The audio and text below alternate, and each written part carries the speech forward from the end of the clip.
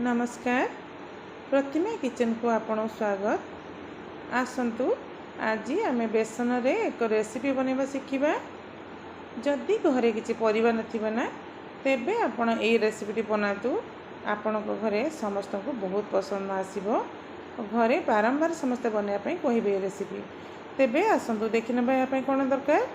यहाँ मु 2 कप बेसन नहीं। आपड़ देखो ये चाह पीया कप 2 कप ने 2टी बड़ बड़ टमाटो को ये भाव काटी रखी। गोटे बड़ पियाज को छोट छोट कर काटी रखी। 2 ରୁ 3 इंच हम छोटे खंड अदा को नहीं। 2टी शुखला लंका, गोटे रसुण चोपा छड़े रखी और गोटे मीडियम साइज पियाज को काटी रखी। यह आमर मसला बटा हम रेसिपी।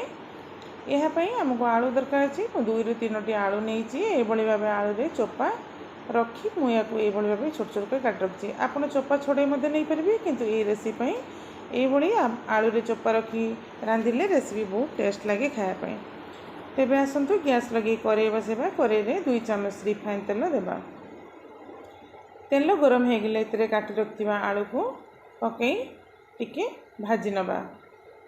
यहाँ पर आलू रे दरकार परिमाण लुण हलदी पकई भल भाव आलू सागर मिसई लाल हाँ पर्यंत आलू को भाजवा।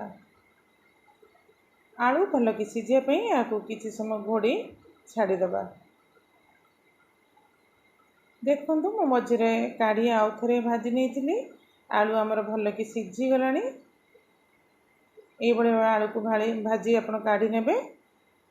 यहाँ पर अन्य एक कड़े 3 कप पानी ने। आम 2 कप बेसन नहीं तेणु 3 कप पानी ने। पानी रे अल्प टिके लुण अल्प टिके हलदी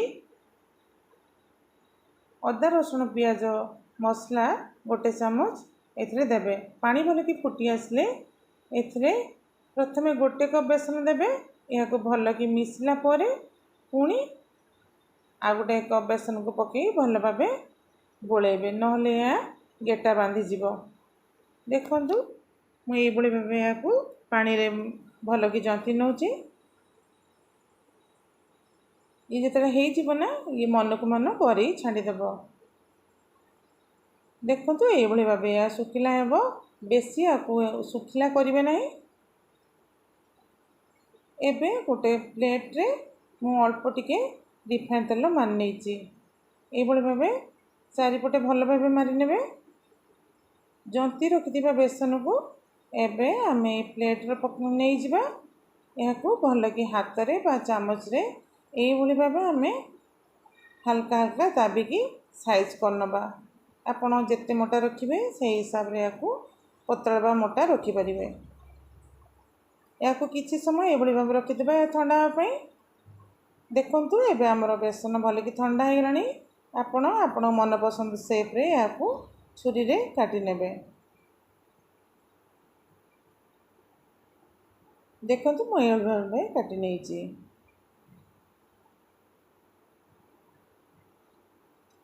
एबे गैस रे तेल 2 ରୁ 3 चामच तेल नवा। यहाँ पर आम जो बेसन बड़ा को रखी ना ताको अल्प अल्प पकई एथिरे हल्का फ्राए करवा। बेसी समय या फ्राए करेंगे ना नले या बेसी टाण हो टेस्ट भल आसब ना खायापी। टिके ब्राउन हो गले या काढ़ी ने।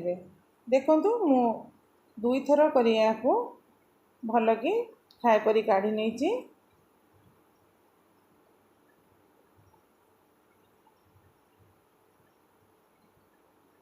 एबे आमर बेसन भजा सब हो गला। देखु यह कि भाव सॉफ्ट होती। आपण यहाँ स्नैक्स भाव सॉस लगे खाई परिबे।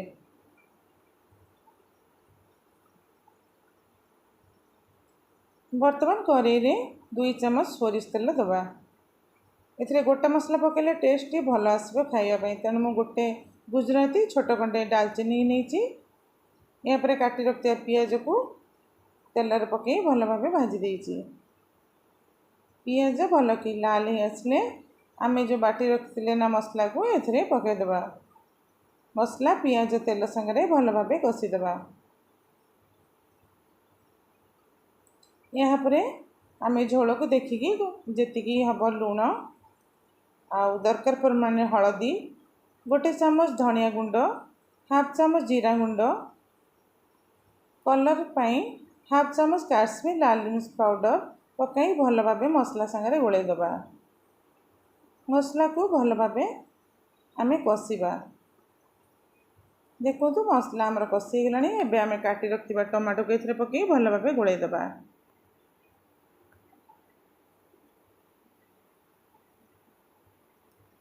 टिके समय घोड़े छाड़ीदबा। टमाटो जो मसला सांगे भल कि मिसीज। देखो टमाटो आमर भल कि सीझीगला, मसला आमर भल कि कषि होगला। एबे आम जो आलू रखी ना भाजिकी आम ये मसला सांगे पकई भल भाव कषिदबा। भल कि मसला सांगे आलू को कषिले कौन हम ना आलू मसला बास्नाटा ता भीतर भल लगे खायापाई। देखो आलू मसला भल भाव कषि होगला। एथिरे 2 ग्लास उषुम पानी दबा।